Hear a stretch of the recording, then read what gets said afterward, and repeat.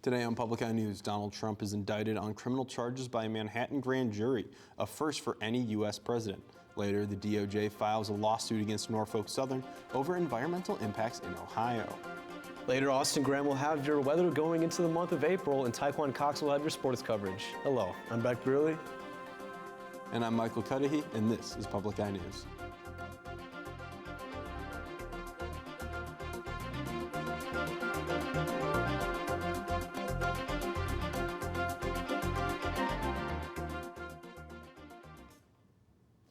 Former President Donald Trump is back in the spotlight today after being indicted by a Manhattan grand jury on charges that remain undisclosed to the public.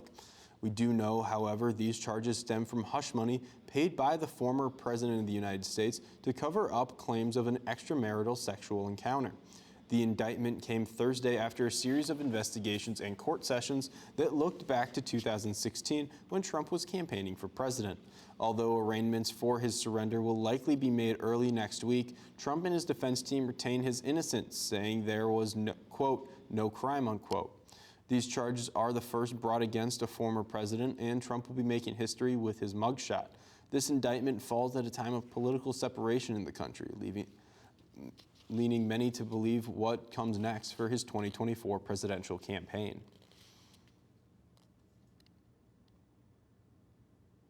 And sorry about that. Just when we thought spring was around the corner, a massive storm is expected to hit 15 states in the Midwest and southern United States today. Meteorologists warn that this storm system could be incredibly dangerous with the possibility of tornadoes in several states.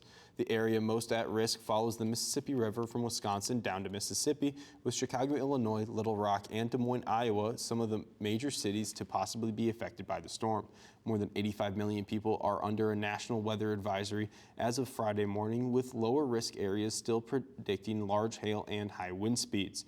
Residents of all areas affected should be aware and prepared, as the worst is expected to hit this afternoon into tomorrow morning. And in Minneapolis, a city board has approved an agreement to revamp the city police force.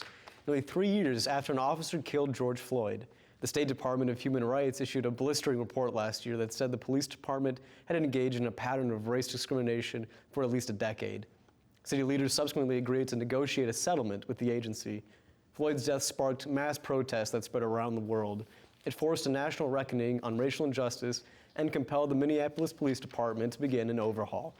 The United States Department of Justice is still investigating whether Minneapolis police engaged in a pattern or practice of discrimination, and that investigation could lead to a separate consent decree with the city. And over on Capitol Hill, House Republicans on Thursday approved a sprawling energy package that seeks to undo virtually all of President Joe Biden's agenda to address climate change. Legislation would sharply increase domestic production of oil, natural gas, and coal, and ease permitting restrictions that delay pipelines, refineries, and other projects. Democrats would comment that the plan is a veiled effort to reward oil companies and other energy producers that have contributed millions of dollars to Republican campaigns. And in Nashville, among the counselors and other helping people cope, therapy and comfort dogs have also had their paws on the ground. News Channel 5's Jason Lamb tells us about one group that wants to stay in town helping as long as they can. It's been an awful week with an exhaustion that's affected both man and man's best friend. We can all be granted a little grace for feeling a bit like this. This is Naomi Comfort Dog. She'll be 8 in April, and she's been doing this her whole life. You'd be tired too after helping all week, becoming closest to some of the closest to the shooting. He really loved serving the children. The best part is, this was the best part of my day. Or thank you so much. You don't know how much this means to us. That's my take back. As Lutheran Church Charities Comfort Dogs, Naomi, sit. This half dozen has spent this week visiting schools and families with volunteer handlers from across 5 states, oftentimes meeting in similar scenes, marked in memory on a lanyard. MSU was the school shootings, and then Uvalde, we did go back twice right after the shooting. Sadly now, the Covenant School joins that list. And these dogs, they bring out the emotion, and that's the beauty of these golden retrievers, is people won't share with humans, But these dogs, they'll cry with the dog, they will whisper to the dog, or they'll just hug. The group is looking to stay in Nashville to keep resting and then helping as much as they can. The Hampton Inn they're staying at is looking to help them out. It's wonderful how we're taken care of in our own communities. The money's there. Can we always use donations? That helps. That's what keeps us going. Keeping these comfort dogs going, which in a lot of ways this week has kept everyone else going too. They see the work they can do. Jason Lamb, News Channel 5. And don't you dare touch that dial. Austin Graham will be back with your weather report, and I'll be back with your national news after this break. Tonight, starring Hank Lachlan. Hank was a part of that team that refined the old style and made it more beautiful. He had such a pure voice. It was really like an angel voice, really. Hank Lachlan's voice, for me, was unique. It was very high, very clear, very distinct. Close the door to temptation. Don't let Tonight at 10:30 on WNMU-TV. Welcome back to Public Eye News. My name is Austin Graham, and taking a look outside at the Academic Mall, you can see it's a pretty gloomy and snowy day here on campus. We are under a winter advisory. And we're going to take a look around the UP now. As you can see over in Houghton, it is 35 and cloudy, really cloudy, rainy, and snowy all across the UP today. Over in Ironwood, it is 33 degrees. Iron Mountain and Menominee at 34. Escanaba at 35. And taking a look on the east side of the UP now, over in Manistee, it is 34 degrees. Pretty snowy over there in Sault Ste. Marie. They're at 34. And back here in Marquette, it is 32 and cloudy. And taking a look at our current conditions, with the winds at northeast at 17 miles per hour, and our barometric pressure is 29.78 inches and falling. And looking at later tonight, the snow is still going to be flurrying around here. The low will be 26 degrees, and our winds will go up to northeast at 30 miles per hour. And tomorrow, the snow will continue. Our high will be 28, our low will be 24, and the winds will be north at 29 miles an hour.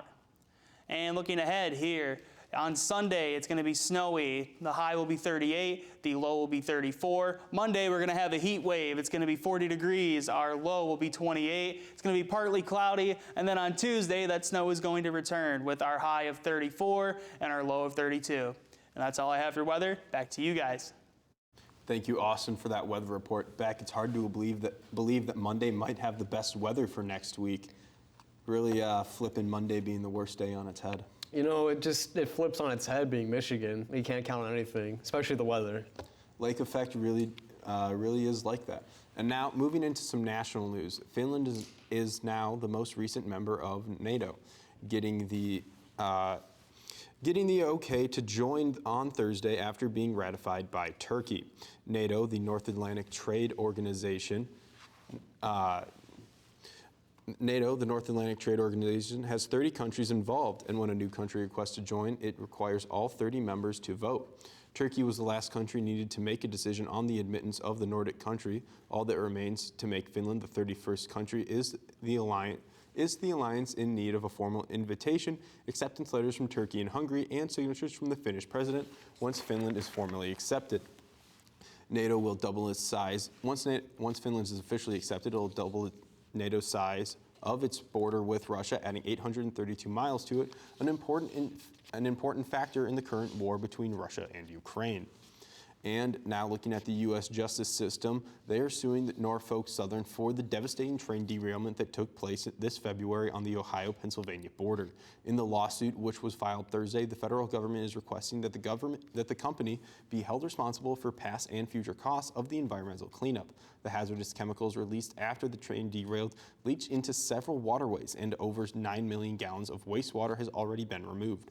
Residents of the area were forced to evacuate their homes, and thousands of wildlife have been killed due to their exposure to the toxins. This federal suit comes almost 2 weeks after the state of Ohio filed a similar lawsuit against Norfolk Southern. And now turning our heads to a different train derailment, a pile of burning fuel and steel steps from a small Minnesota town. There's still a lot of work to do 2 days after a train jumped the tracks in Raymond, about 90 miles west of the Twin Cities, causing tanker cars to erupt in flames. It all happened so close to a town that hundreds of families were forced to evacuate from. WCCO's Jonah Kaplan has the story from Raymond. Look at the small flames in the distance. The cleanup continues, but so does the rebuild. Look at these massive new railroad ties brought in on these big trucks. Not just a big deal for Raymond, but this is big for freight rail. Time lost, money lost. This matters to Minnesota and the U.S. economy. The cars on this BNSF train loaded with corn syrup and ethanol, the latter igniting a big blaze when it derailed around 1 a.m. Thursday morning. It's been a long day, right? Jay Kern and his friends toasting to their health and safety at Cheers, the neighborhood bar and grill. I walked outside from my deck and looked that direction, and I could see the flames over the houses, over the trees, just the glow in the air, and I'm like, wow. Well, a small town, like you don't figure something like that would happen in a small town, and just it's hard to fathom with all of it and just take it all in. Raymond's 800 residents were forced out of their homes for nearly 10 hours, many finding refuge in this church. We have had so many businesses and grocery stores and banks, and everybody's like, how can we help? This is a fantastic area to live in. And I couldn't be more proud of being part of this community. And finding refuge in each other's company. Born and raised here. Friends and family are all here. Small town stuff. I love it. Federal investigators now taking the lead, trying to figure out what led to the derailment. So far, though, no reports of contamination in nearby water or the air. In Raymond, Jonah Kaplan, WCCO News. Hello, I'm Taekwon Cox, and this is Public Eye Sports. Starting off with March Madness, the Final Four teams will make an appearance tomorrow to see who plays for the championship. Starting off at 6:09 p.m., we have Florida Atlantic facing off against San Diego State. San Diego has a very strong defense this year, with only allowing one team to score 80 points on them. Florida Atlantic has very strong defense in the paint, allowing just 45% of two-point shots to go in. Florida Atlantic also extended the contract of head coach Dusty May. And for the other matchup, we have University of Miami versus UConn set to start tomorrow night at 8:49. UConn is coming into the game ranked among the top teams in the nation in offensive efficiency and is considered the tournament favorite at this stage. Miami is a great free throw shooting team, making 78% of their free throws. Latest news for the NFL committee met with the owners of every team to discuss the diversity of coaching staff and has agreed on requiring every team to have one person in charge of diversity, equity, and inclusion. NFL's executives Jonathan Bean said the reason why this is important is to hold all 32 organizations accountable and focus on driving it through the organizations. This was also headlining news for the NFL because there were only 3 black head coaches in the year of 2022, with 56.4% of the NFL players being black. Going into 2023, there are 6 black head coaches and 7 minority presidents, including 5 who are black. And for you baseball fans, there are new salaries being voted on by minor leaguers to raise the salaries for players across the entire league.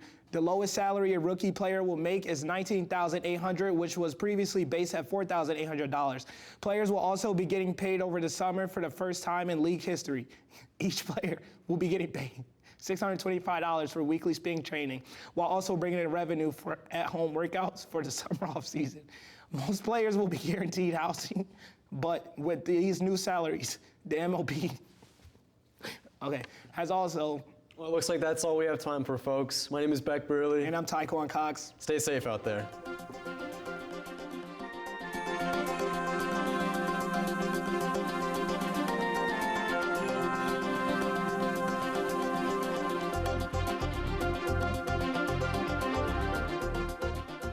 The preceding program was produced by WNMU-TV, Northern Michigan University Public Television, in studios located in Elizabeth and Edgar Hardin Hall.